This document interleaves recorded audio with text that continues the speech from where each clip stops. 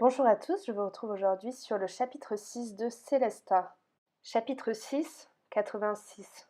Sujet F34, phase d'adaptation. Je regarde ma mère, son sang inonde le sol, je suis figée. L'homme masqué pointe son arme sur moi, je ferme les yeux, attendant la mort. Mais rien ne se passe. J'ai à peine le temps de le voir fuir par l'entrebâillement de la porte, je sanglote. Papa! Il se précipite vers moi, soulève ma mère et la pose sur un canapé bleu. Embrasse ses lèvres une dernière fois et la recouvre d'une couverture. Bellara, belle, écoute-moi. Où est ton frère? Je marmonne quelques mots inaudibles. Mon père revient quelques instants plus tard avec un petit garçon. Il pleure, effrayé. Nous nous ressemblons. Je suis en état de choc. Belle, belle, nous n'avons pas de temps à perdre. Il me saisit fermement par le bras. Nous passons la porte. Dehors, le chaos règne. Des morts jonchent le sol, partout. Bellara, en proie à des hallucinations violentes, se mit à trembler. Une douce pénombre régnait dans la pièce. Son passé oublié revenait la hanter, violent et cruel. Son esprit torturé par une puissante fièvre délirait, le poison la rongeait de l'intérieur. Je me trouve dans une pièce familière. Un téléviseur diffuse les infos. Je reporte mon attention sur la personne qui se trouve à mes côtés. C'est un beau garçon de mon âge. Il pose sa main sur ma jambe avec tendresse. L'instant d'après, nous nous embrassons tout en écoutant les commentaires inquiétants du présentateur. Des émeutes ont éclaté. Aucun continent n'est épargné. Les guerres idéologiques n'auront-elles jamais d'issue? Mes amis, la fin de l'humanité est proche. Préparons-nous au pire. Le sujet F34 revint à elle, confuse, le corps brûlant. Elle se releva difficilement et regarda sa jambe douloureuse. Les morsures étaient boursouflées et la peau anormalement rouge autour de celle-ci. Les entailles étaient infectées. Belle aurait tout donné pour être allongée dans un lit à cet instant précis, mais elle se trouvait toujours dans la pièce, enfermée dans ce cauchemar sans fin. Un mal de crâne invivable lui vrillait la cervelle. Elle rampa difficilement, s'appuya contre un mur et respira profondément afin de reprendre ses esprits. De fines larmes se mirent à couler sur ses joues creusées. Elle était à bout. Le venin de l'affreuse bête qui l'avait attaquée était puissant, trop puissant pour son corps affaibli par la captivité. Elle savait que le poison et l'infection finiraient par l'emporter. Elle tapa mollement contre le mur pour chercher du réconfort, mais un silence de mort régnait. Elle se demanda alors si l'individu qui se trouvait derrière ce mur avait vaincu la même épreuve qu'elle. L'inondation, l'attaque des créatures hideuses. Une idée terrible traversa alors son esprit. La personne n'avait peut-être pas survécu, vidée de son sang. Un son lointain retentit alors, régulier et rassurant. Un sentiment de soulagement envahit l'esprit de la jeune fille. L'inconnu avait survécu. Elle lui répondit avec le peu de force qui lui restait de son petit poing. Elle se demanda ensuite combien de temps s'était écoulé depuis qu'elle avait perdu connaissance. Elle reporta son attention sur le cadran numérique. Il affichait 86 à présent. Mais Lara fit un rapide calcul dans sa tête et en déduisit qu'elle était restée inconsciente un jour et plusieurs heures d'affilée. Elle se rendit alors compte que la pièce ne l'avait pas nourrie depuis plus de 2 jours. Belle comprit mieux pourquoi elle se sentait si faible.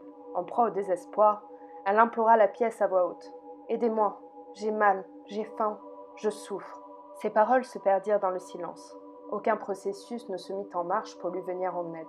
Bellara était épuisée de lutter continuellement pour survivre au sein de cette pièce qui la mettait perpétuellement à l'épreuve.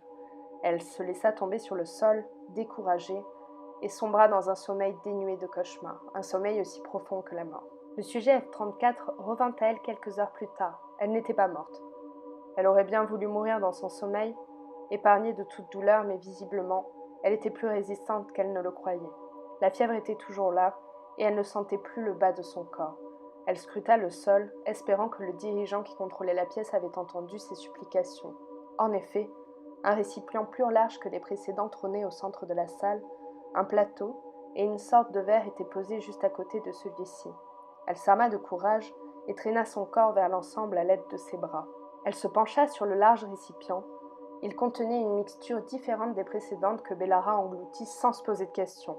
Son goût était acidulé et sa texture granuleuse, mais cette nourriture étrange lui fit le plus grand bien. Le verre contenait un liquide verdâtre épais. C'était la première fois que la pièce lui offrait du liquide. Elle sut alors que ses précédents repas lui avaient apporté la quantité d'eau nécessaire à sa survie, puisqu'elle n'avait pas eu soif jusqu'à présent. Elle ne comprenait pas comment une mixture solide pouvait éliminer la sensation de déshydratation chez un humain, mais elle n'était pas à un mystère près depuis qu'elle s'était réveillée dans cet endroit. Elle but le liquide d'un seul trait. Il avait un goût infect, mais elle ne s'en formalisa pas. Belle concentra son attention sur l'énigmatique plateau. D'étranges feuilles, larges et transparentes, étaient soigneusement posées sur celui-ci. Une pâte blanchâtre était disposée dans un coin du plateau, ainsi que 2 fins morceaux de ficelle. Le sujet F-34 comprit tout de suite qu'il s'agissait de matériel pour faire un bandage. Elle étala la pâte blanchâtre sur les morsures qui creusaient sa chair, colla soigneusement les feuilles sur son mollet et les attacha fermement avec les liens. Finalement, la pièce finissait toujours par lui venir en aide. Repue et soignée, Bellara se détendit pour la première fois depuis plusieurs jours. Elle mit de côté le récipient le plus large pour qu'il ne soit pas récupéré par le bras robotisé du plafond.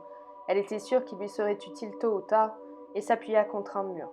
Bientôt sa blessure ne la lança plus et le sang reflua dans ses jambes. Elle récupéra rapidement l'usage de ses orteils et la fièvre tomba.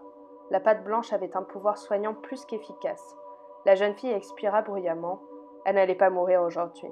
C'est alors que les cauchemars hallucinatoires provoqués par la forte fièvre refirent surface dans l'esprit de la jeune fille. En les décryptant, Belle apprit de nombreuses choses concernant son passé. Visiblement, le monde avait été ravagé par des guerres idéologiques terribles. La population avait été décimée. Belle avait une famille, un frère et même un bien-aimé. Elle savait déjà que sa mère était morte, mais son père, son frère, sa moitié, qu'était-il devenu? La même question vint alors harceler ses pensées. Où se trouvait-elle? Voilà, je viens de finir la lecture de ce chapitre 6. J'espère que ça vous a plu et je m'attelle à la suite dès que possible. Bonne écoute!